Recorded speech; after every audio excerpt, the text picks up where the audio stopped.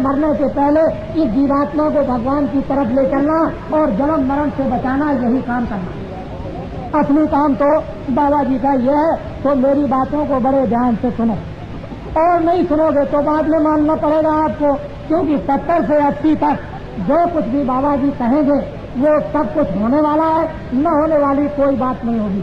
और 70 से और अभी जो कुछ भी हमने 74 तक कहा वो सब कुछ देखने को मिला है लोगों को, और आगे जो कुछ भी आगे तक के लिए कह रहे हैं वो सब कुछ आपको देखने को मिलेगा। बाबा जी की एक बात झूठी नहीं है, इसलिए मेरी निवेदन प्रार्थना है कि हम भारतवासी हैं, हमको कोई विदेश से एक नया पैसा नहीं देता। लेकिन लोग क्या कहेंगे कि वो तो विदेश से पाते हैं, एक नया पैसा कोई भी विदेश का आदमी मुझको नहीं देता है। ये सब इंतजाम यही किसान खून पसीना बहा करके यही सब गरीब करते हैं। यही लाउडी स्पीकर में आए तो इन्होंने ये मंच लगा दिया और उन्होंने पर्चे छाप कर न मालूम किस तरह आपको संदेशा दे करके ले आए। बाबा जी ने उनको एक नया पैसा नहीं दिया।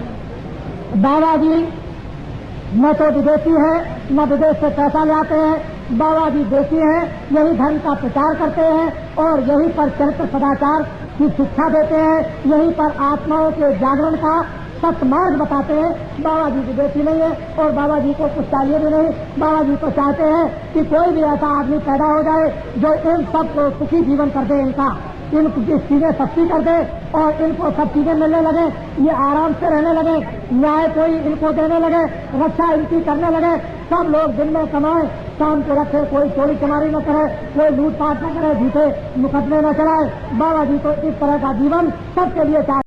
इनमें से तुम्हारा कोई बच्चा निकल आए और ऐसा काम तुम्हारी सेवा का चाहे कुछ भी बन करके करे। बाबा जी तो ये कामना तुम्हारे बच्चों से चाहते हैं, बाबा जी तो और कुछ चाहते नहीं। इसी शिक्षा को देख देख करके तमाम लोग घबरा रहे कि बाबा जी ने तो ये बहुत बड़ा इन किसान मजदूरों का एक संगठन कर दिया है और इनमें विवेक और विचार पैदा कर दिया है और न मालूम क्या चीज भर देते हैं और किस तरह से जगा देते हैं। तो ये तो अब किसान जाने, ये मजदूर जाने, दुखी जाने कि इनको क्या मिलता है, तो इनको मालूम होगा।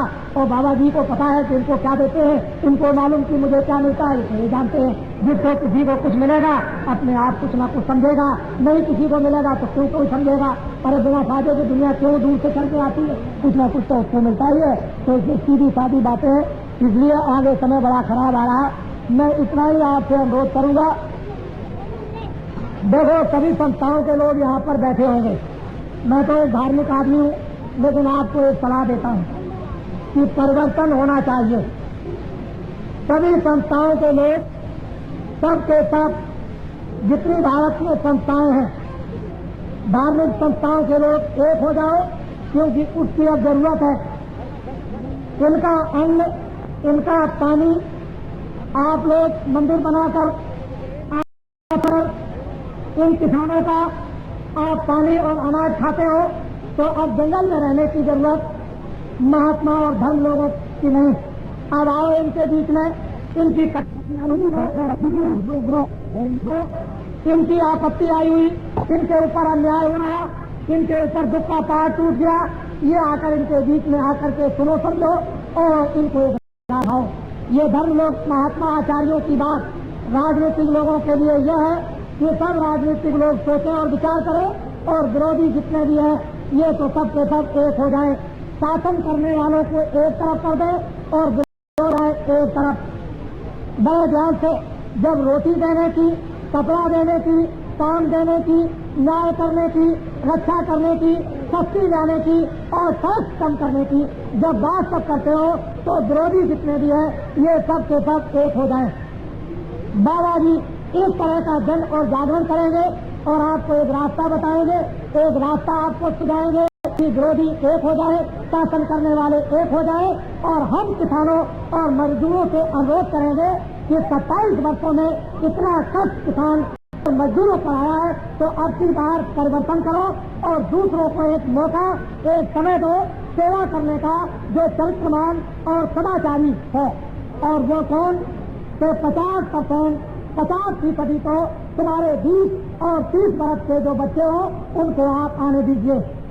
30% जो 35 साल के ऊपर के बुढ़े हो उनको आप ले आइए और 20% धर्माचार्य जो काशी में हो या गया में, हरिद्वार में या आपके गांव में कोई महात्मा अच्छे हो उनको आने दीजिए।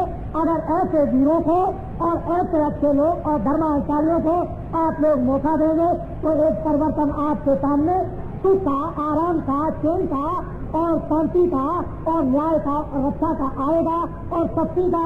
तो एक जमाना बदलेगा और जमाना बदलने के लिए हम सब लोग ये सोच रहे कि रात को भगवान जमीन से